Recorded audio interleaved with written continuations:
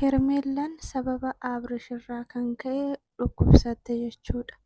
Abeelaa fi Buruk dhaqanii gaafatan Hermeellaa. Innaa Hermeellanii baay'ee dadhabeera. Akka yeroota darbeetitti gaffa'uu hin danda'u. Baay'een dadhabee wantoota kamiyyuu adda koo akkam gochuu hin danda'a. Namni tokko humaa gochuu hin danda'u. Akkuma harki tokko xuriin baasu jedhamu sanii anis kophaa koo maal gochuu hin danda'a. Innaa baay'ee natti ulfaateera jette jechuudha. Abeelaa fi Buruk immoo yituu odoo haffillee ta'ee sa'aatii ammaa kanaa miti kan Abrash irraa fagaachuu qabdu. Abrashii isa duraanitirraa baay'ee jijjiirameera. Yeroo duraa hin nyaara guura maal jedha.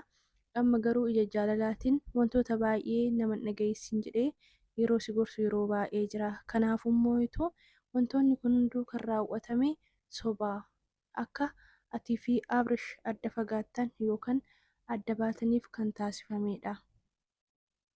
Kanaafummoo ati abdii kutuu hin qabdu jennaani animmaa tasfaa hin kunne jette jechuudha. Abdiin kunne nagaa isiniif haa ta'u, anis jira galata Waaqayyoo. Nagaan bira jiraate isin bira isaa jiraatu. Innaa viidiyoo kana laayikii, sabiskiraayibii, sheerii naaf godhaan isiniin jedha. Innaa akkuma argitan Hermeellanii dhukkubsattee jirti jechuudha.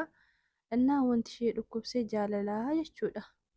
Jaalala abbaa daa'imaa jaalattee gaafa inni immoo haadha abbaa daa'imaa isaa bira dhaqu akkana taate jechuudha. Baay'ee nama ajaa'ibsiiste. Obsa siif haa kennu. Osoo hin beekin itti galte siin jechuu fi osoo beektu itti galte waan ta'eef obsaan jajjabinnaan dabarsisiin jenna kan waan jennu hin qabnu waan ta'eef iyyuu jechuudha. Innaa Abeelaa fi Burukii Hermeellanii akkuma argitanii baay'ee miira hin taane keessa jirti. Baay'ee dabbaramtee jirti. Wantoonni ishee dabbarsiises immoo yituu akkuma beektanii waa'ee roottan raawwatte irratti. Garuu immoo yituu erga dubbiin kun uumame wal argineen turre garuu silkis nu yalaan kaastu ture. Har'a garuu arguuf deemna. Silkiinis hojjete silkis nu yalaa kaasteerti waan ta'eef gara manaatis deebitee jirti waan ta'eef dura barri qolloftee deemtee turte. Amma kanaaf uumamatu Hermeellaan maal keessa akka jirtu gaafachuudhaaf Hermeellaa bira deemaa jirra jedhan jechuudha. Wantoonni ta'aa jiru garuu moo'itu Abrashii fi Hermeellaa adda fageessuudhaaf malee wantoonni kan laalu kan arginu kuni akka dirqamaa yookaan qorichaani malee fedha Abrashiitiin miti. Kanaafuu Hermeellaa bira deemna jedhanii Hermeellaa bira deeman jechuudha. Innaa Hermeellaanii hoo deemanuu Hermeellaanii ni ciisti jechuudha. Ni ciisti. Innaa akkasuma nagaa wal gaafatanii boodatti maaliif silkii nurraa cufattee maaliif akka nu jalaa baddee jennaani wantoota keessa jiruun argitan isanumaa fi kophaa koo ta'uu waan barbaadee fi baay'ee miira koo waan to'achuu dadhabeef kanaaf namarraa fagaadhee kophaa koo ta'uu waan barbaadeef jennaan maaliif osoo ta'e nu maaliif nurraa fagaattaa? Nuhi yoomiyyuu taanaan gammachuu keessanii kaffeenu miti. Nurraa fagaattee eenyutti dhiyaatta?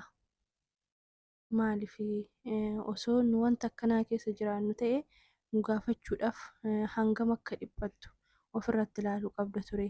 Nullee immoo si gaafachuudhaaf maal keessa akka jirtu si gaafachuudhaaf waan bakka miira akkamii akka nutti dhagahamu osoo nu ta'ee gama keetiin ni hubatta ture. Nurraa dheessuun qabdu ture. Nurraa dheessuun likkiidha jedhee yaaduu jennaani.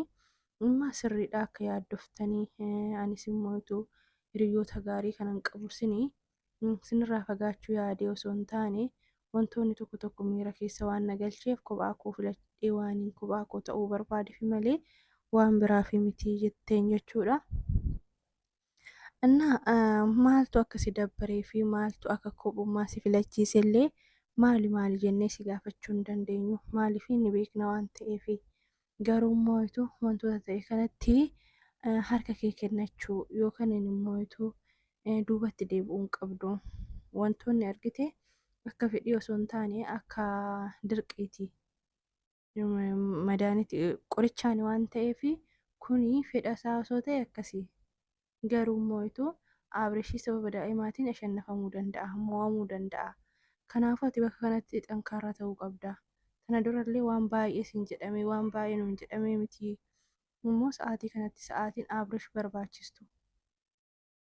Akkuma argitu Abrishii nama tokko of biraan qabu. Akkasuma obboleessi obboleettiin hundi isaaniiyyuu gara Ruuttati. Kan inni of biraa qabu nuyi miti. Nati immoo sa'aatii kanatti Abrishin cinaa goruu qabda. Wantoota meeqa akka haasa'an beektaa miti. Siinii bakka daa'ima hin qabnetti daa'ima qabdi, bakka abbaa manaa hin qabnetti abbaa manaa qabdi jedhanii waan meeqa siin jedhanii akkamittiin osoo isaa argitu Abrishirraa itti wanti jettannaan ani Abrishirraa abdii kutadhee miti, garuu wantoonni ta'aa jiru baay'ee na dadhabsiise. Akka duraanii hamileen dhabe, akka duraanii bakka gaffa'uun dadhabe. Baay'ee wantoonni ta'e waan sammuu kiyya jeeqeefi jetteeni annaa hin beekna akka nama jeequ baay'ee akkas jeequ ni beekna, garuu wanti kun akka fedhii hin taane osoo hubatte natti tola jedheen jechuudha. Abeelaan faan burkeeffaan jechuudha. Annaa sababan dhukkubsadhee fi kananii moo'itu bilbila minaaminallee seeraa kaasuu didennaan hakimii minaamina bi'een deemtaa gadi bayii as keessan taa'inii maaliif kophaa kee teessisitti dabbaramtaa moo'itu bayii bashannanii jedhaniin jechuudha. Amma bahuu hin danda'u waan dhukkubuu fi asuma keessatti boqonnaa godhattee diddee annaa dhibeen jaalalaa kun dawaallee hin qabu hakimii deemtu manuma keessatti of laalchisuu qabdi jedhee yaada. Akkasii hordoftoota kiyya. እና Abeel afaan akkasiin ishee gorsan jechuudha. Daaniin waan meeqa jechaa jira. Namoonni zuura ishee jiran waan meeqa jechaa jiru. Ruuttaan immoo amala ishee hin beekta waan ta'eef Ruuttaan yoomiyyuu taanaan isheen akka dhugaadhaan hin taane hin beekamaadha. Abrishiin karaarraa dabsitee gaafa inni moo'itu bakka daa'ima kun guddifadha jedhee gara ishee zoore moo'itu geemidha jechuufi. Kun waan amala isheetii fi kan baratamedha jedhe jechuudha.